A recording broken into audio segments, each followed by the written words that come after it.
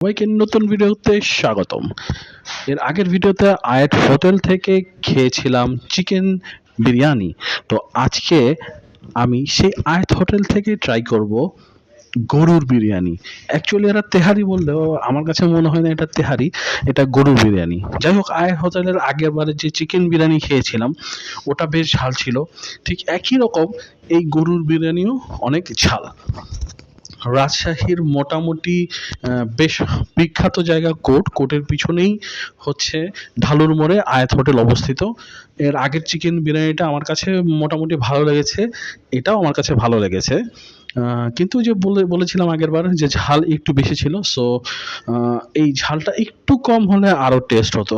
যা হোক, বিরিয়ানিটা অনেক মজা ছিল, মাংসও ভালো ছিল। আর সবাইকে অনেক অনেক ধন্যবাদ ভিডিওটি দেখার জন্য। আয়াত হোটেল থেকে আরো কিছু নতুন কিছু খাবার নিয়ে আসবো, ততক্ষণ পর্যন্ত সঙ্গে থাকবেন। ধন্যবাদ।